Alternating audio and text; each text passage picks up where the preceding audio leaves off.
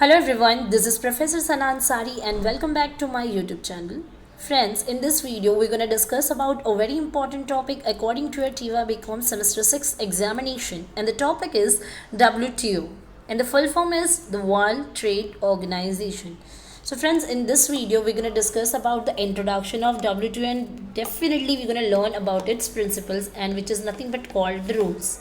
In our next video I'm going to share the topic which is nothing but the WTO and its functions. So be connected with me on my YouTube channel and let's learn together. Let's start the topic here. सबसे पहले हम discuss करेंगे about the introduction of WTO. Okay, so WTO क्या है पहले ये समझना ज़रूरी है. सो वर्ल्ड ट्रेड ऑर्गेनाइजेशन है जो ट्रेड्स के रिलेटेड सारे अफेयर्स को जो है डील करती है और उसको अंडरटेक करती है. ठीक है, सो WTO के बारे में जानेंगे हम लोग. India is the founder member of the GATT and WTO. India ने गेट और WTO को फाइंड आउट किया है यहाँ पर. ठीक है, but GATT was introduce in the year of 1947. Okay, and the GATT's full form is General Agreement on Tariffs and Trade. But the WTO came into the existence on January 1st, 1995 by replacing the GATT Agreement on Trade and Tariffs in the year of 1947. मतलब जो 1947 में हम लोगों ने GATT बनाया था, General Agreement on Tariffs and Trade, उसको replace करके 1995 में क्या आ गया है, WTO आ गया है. Year is 1995 and the date and the month is Jan 1. Okay, आपको ये याद रखना है for the objective purpose. GATT का replacement is WTO. GATT was introduce in the year of 1947 and WTO came in to the existence in the year of 1995. And total जो WTO में member countries है, जितनी भी countries है वो है 81, but वो और ज़्यादा बढ़कर अब हो चुकी है 164 countries. Okay, so now it was just an introduction part, and again the handwritten notes are here. आप इतना भी लिखते हो in your examination, so it will be enough for the introduction part of the WTO. Okay, now let's learn about its principles, friends. So principles क्या होता है? These are nothing but the rules which we have to learn here. Okay, so WTO जो world trade organisation जो trade से related सारे affairs को undertake करती है, इसके प्रिंसिपल्स क्या है, इसके कुछ रूल्स बनाए गए हैं. सो WTO का पहला प्रिंसिपल आपको दिखाई दे रहा होगा स्क्रीन पे, जो है non discrimination. It means the principle of non-discrimination refers to there are two dimensions are there. दो dimensions हमको focus करने हैं. Discrimination का मतलब क्या होता है कि आपको भेदभाव नहीं करना है. Non-discrimination मतलब you're not supposed to do any kind of misleading or any kind of wrong practices with some or another countries. So there are two dimensions, friends. The first one is most favored nation, जिसे हम लोग MFN कहते हैं, और दूसरा is national treatment. Okay, so WTO का पहला rule ये है कि डिस्क्रिमिनेशन नहीं करना है किसी भी मेंबर कंट्री के साथ. And what ever I have told you earlier that 81 countries थी जो बढ़कर इंक्रीज होकर कितनी हो चुकी है, 164. सो WTO का पहला ही रूल ये है कि जितनी भी कंट्रीज हैं इनके साथ डिस्क्रिमिनेशन नहीं होना चाहिए. सो पहला जो है सब point is most favoured nation. इसका मतलब होता है जितनी भी कंट्रीज कनेक्टेड है ना WTO के साथ, इन कंट्रीज को हम लोग कहते हैं MFN, most favoured nations. It means treating other people equally, मतलब जितने भी अदर पीपल्स हैं, अदर कंट्रीज हैं, उनको आपको इक्वली ट्रीट करना. You are not suppose to do any discrimination among them.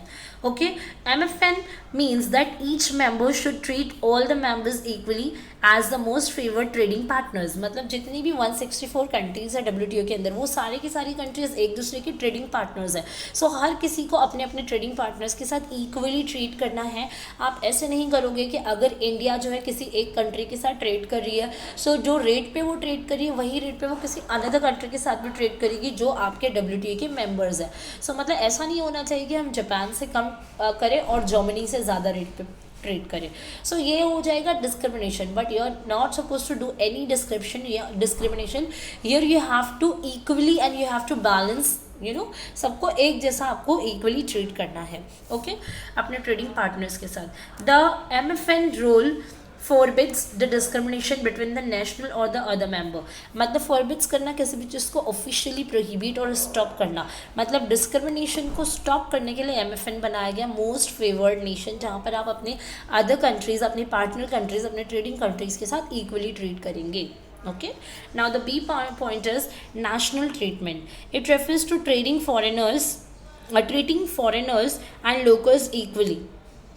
The national treatment clause forbids discrimination between locals and nationals, मतलब national treatment should also be there equal treatment और they should be forbids the discrimination. Okay, so पहला rule of the WTO is non-discrimination. Now the point number 2 is free trade. Free trade, WTO promote करता है free trade because the free trade helps to lowering the trade barriers and helps to encourage trade. Trade free होगा without any restrictions and the barriers, तो इससे क्या होगा, हमारा trade barriers कम हो जाएगा और हम ज़्यादा से ज़्यादा नंबर ऑफ ट्रेड यूनिट्स को बढ़ा पाएंगे. सो WTO फ्री ट्रेड को प्रमोट करता है. Then the third is predictability. Predictability का मतलब होता है फ्यूचर बेस्ड पे आपको सोचना. So predictability is can be achieve through binding and transparency. Binding is like कि कॉन्ट्रैक्चुअल होना चाहिए, ट्रांसपेरेंसी होना चाहिए. A country can change its bindings, मतलब इसके जो भी कॉन्ट्रैक्ट्स होते हैं, कोई भी एक पर्टिकुलर कंट्री, जैसे कि अगर 164 कंट्रीज़ है, इनके साथ एक कॉन्ट्रैक्ट है कि they are suppose to treat equally with each other, है ना. अगर आपको कुछ कॉन्ट्रैक्ट्स में चेंजेस करनी है, ठीक है, सो इसके लिए you have to talk with you have to negotiate, you have to talk with your opposite और योर ट्रेडिंग पार्टनर्स. मतलब यहाँ पे मैंने लिखा है बाइंडिंग एंड ट्रांसपेरेंसी फॉलो करना होता है, तभी प्रेडिक्टेबिलिटी हो पाएगी. यानी बाइंडिंग इट्स लाइक कॉन्ट्रैक्ट होनी चाहिए, transparency all the things should be visible to each other. ठीक है, आपका कुछ भी हिडन नहीं होना चाहिए. अगर आप किसी ट्रेडिंग पार्टनर से एंगेज हैं, so you have to disclose each and everything, you are not suppose to hide anything. So this is what we call the transparency. And binding मतलब it's like a contract. So a country can change its binding but only after negotiating with its trading partners. मतलब अपने trading partners से आप negotiate करो, consult करो, बातचीत करके आप changes कर सकते हो, otherwise you can't.